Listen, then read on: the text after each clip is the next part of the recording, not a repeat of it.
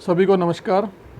मैं राजेंद्र प्रसाद, सहायक आचार्य राजकीय महाविद्यालय बूंदी, आप सभी का इस ई लेक्चर में स्वागत करता हूं।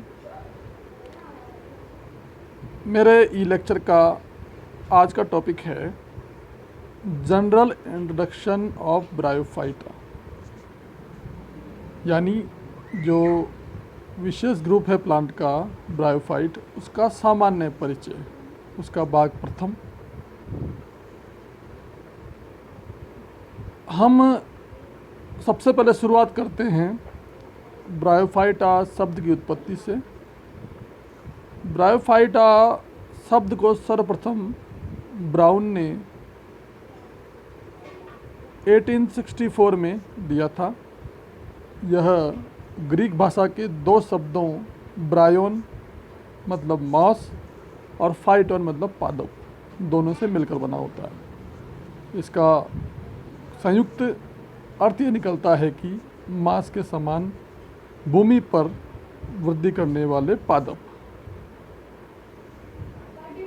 हैकेल ने 1866 में ब्रायोफाइटा तथा टेरिडोफाइटा नाम दिए, लेकिन इनको डिवीज़न नहीं माना गया और सबसे पहले 1879 में सिम्पर ने इसको सर्वप्रथम डिवीज़न में रखा। इसके अलावा ब्रायोफाइट्स की लगभग इनके 960 वंश हैं और 24,000 जातियां हैं जो विश्वव्यापी हैं। इस वर्ग के पादप स्थलीय, छोटे एवं कोमल होते हैं। ये प्राय छायादार नम स्थानों पर सघन समूहों में उगते हैं। समूहों में मिलने वाली प्रवृत्ति के कारण ये युथी स्वभाव के होते हैं। इनकी लाइफ साइकिल पूरा करने के लिए जल एक अनिवार्य तत्व के रूप में होता है। इन्हें पादप जगत के उभयचर भी कहा जाता है, क्योंकि इनके लिए पानी के साथ साथ भूमि पर भी अपना इन्होंने जीवन चक्र पूरा किया है और ये पादप समुद्री जल में नहीं पाए जाते हैं। इन प्लांट्स में संवहनीय ऊतक नहीं पाए जाते, इसलिए इनके जीवाश्म नहीं मिलते हैं। आज दिन तक इनकी उत्पत्ति के बारे में अधिकांश जो तथ्य बताए गए हैं वो सब काल्पनिक है, इनका अभी तक पूर्ण ज्ञान नहीं है। अब हम सबसे पहले बात करते हैं इनकी विशेषताओं की। इस स्लाइड के माध्यम से बताना चाह रहा हूँ मैं सबसे पहले आवास को, हैबिटेट।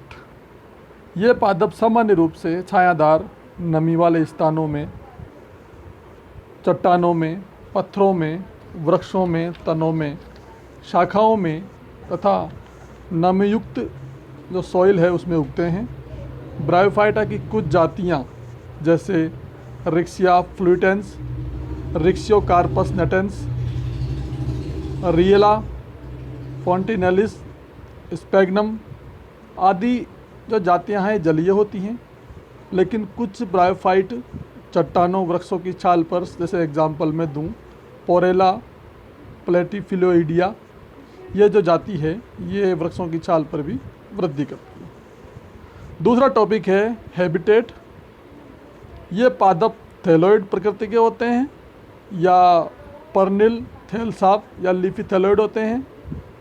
थैलस प्रकृति वाले पादप अधिस्तर यानी सबस्ट्रेटम पर पृष्ठाधारी होते हैं। इनकी निचली सतह पर राइजोइड्स पाए जाते हैं। जो लीफी प्लांट हैं इस ग्रुप के, वह इरेक्ट होते हैं या लटकते हुए हो सकते हैं। परने मध्य सिरा युक्त या बिना मध्य सिरा वाली होती हैं। तो इस तरह से इनका हैबिटेट विभिन्न प्रकार का हो सकता है। अब हम बात करते हैं पोषण की। अधिकांश जो ब्रायोफाइट हैं वो हरे रंग के होते हैं। इनमें पर्णरहित पाया जाता है, शोपोषी होते हैं, परंतु कुछ एक जो लीवरवट हैं वो सेप्रोफाइट या आंशिक रूप से मृतजीवी भी होते हैं। जिस तरह से आपको अगर एग्जाम्पल दूँ मैं तो क्रिप्टोथैलस मिराबिलिस और मोसेस में बक्स बोमिया एफिला, ये जातियाँ आंशिक रूप से मृतजीवी होती हैं। अब हम इनके न्यूट्रिशन की बात करें। न्यूट्रिशन की बात हो चुकी है। इसके अलावा अगर हम इसकी डिस्ट्रीब्यूशन की बात करें, ब्रायोफाइटा विश्व के सभी स्थानों पर वृद्धि के लिए अनुकूल, जहाँ पे एनवायरनमेंट अनुकूल हो उस वातावरण में पाए जाते हैं। ये उष्ण कटिबंधीय क्षेत्र से लेकर उपोष्ण क्षेत्र तक और एंटार्कटिक से लेकर आर्कटिक प्रदेश तक पाए जाते हैं। यानी ओवरऑल पूरे विश्व में ब्रायोफाइट की प्रधानता है। हर जगह जहाँ पे नमी की मात्रा होती है वहाँ ब्रायोफाइट पाए जाते हैं। लेकिन जो कुछ स्पेशल जातियाँ होती है वो विश्व के हर कोने में पाई जाती है। जिस तरह से फिनेरिया है, मार्केंसिया पॉलीमार्फा है, ये जातियाँ विश्व के हर कोने में पाई जाएंगी, लेकिन कुछ जातियाँ एंडेमिक भी होती हैं। इस तरह से आज हमने ब्रायोफाइटा के भाग प्रथम में ये जाना है हैबिटेट के बारे में, हैबिट के बारे में, न्यूट्रिशन के बारे में, डिस्ट्रीब्यूशन के बारे में, और अगले भाग में हम बात करेंगे ब्रायोफाइटा के बाकी सब कैरेक्टर के बारे में। आप सभी ने इस वीडियो को सुना और जो भी इसमें सुझाव हैं आपके आमंत्रित हैं। सभी को बहुत बहुत धन्यवाद।